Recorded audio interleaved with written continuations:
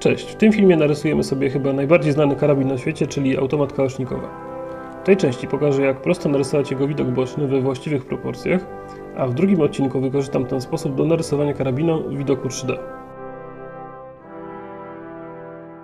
Zaczynam od narysowania 4 pól, 3 połączonych kwadratów, do których doklejam jeszcze połówkę.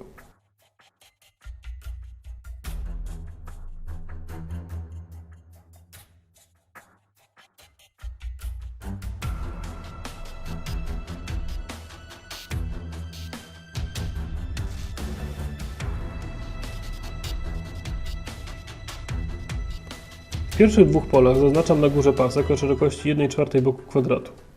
W trzecim polu zaznaczam podobne paski o szerokości 1/3 boku kwadratu.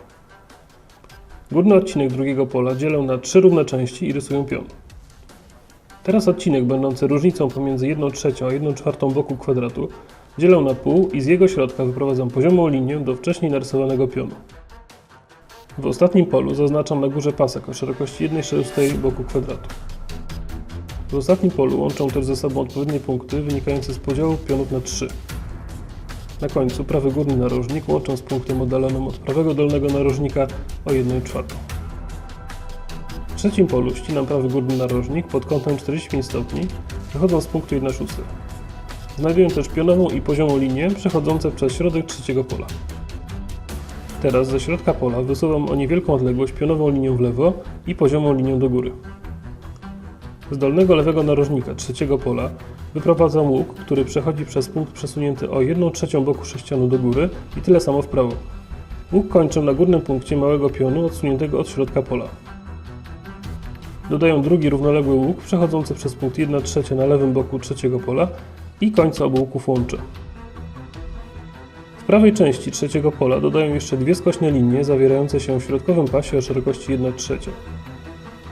Teraz w pierwszym polu w pasku o szerokości 1/4 wstawiam 4 malutkie styczne kwadraciki doklejone do lewego boku. Boki trzeciego kwadracika przedłużam w prawo, zaznaczając lufę.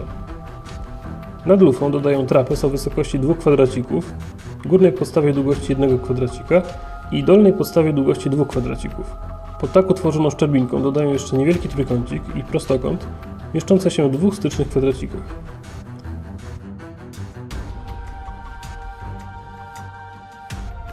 Z prawego górnego punktu pierwszego pola prowadzę w lewo linię pod kątem 45 stopni i tak utworzony trapez dzielę poziomą linią przechodzącą przez środek jego wysokości. Teraz znajduję zbliżony do kwadratu prostokąt w prawym górnym narożniku środkowego pola i w jego 2 narożniki wstawię małe kwadraciki, których najbliższe sobie pionowe boki przedłużę. Dodaję jeszcze poziomą linię wychodzącą ze środka pola pomiędzy lufą a rurą gazową. Otrzymuję w ten sposób przedni chwyt karabinu.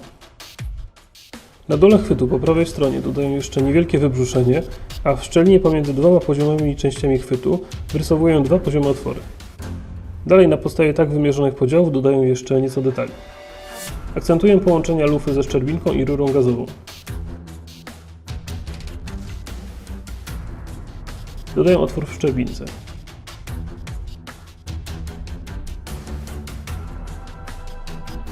Na prawo od chwytu przedniego dodaję przyrządy celownicze.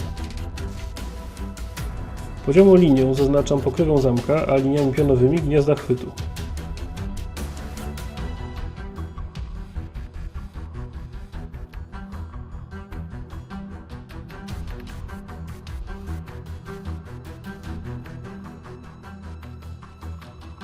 Prostokątne pole na prawo od magazynka wyoblę u dołu, tworząc kabum. W skośnym polu na prawo od osłony spustu dodaję wybrzuszenie na dole i wyoblenie po prawej, tworząc chwyt pistoletowy.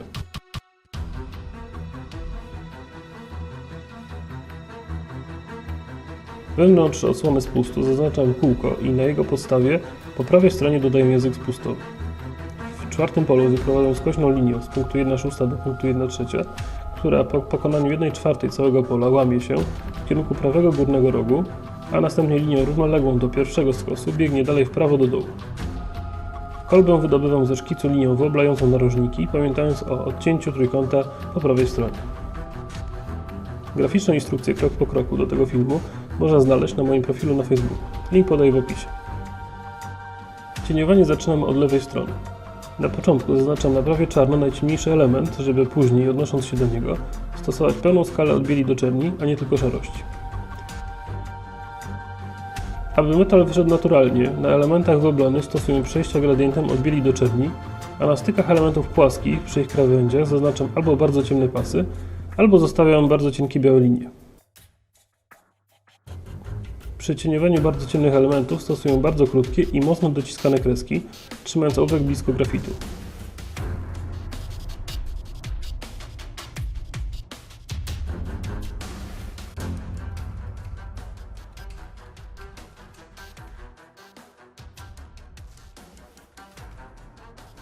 Drewno cienię delikatniej, używając większej liczby dłuższych i delikatniejszych pociągnięć.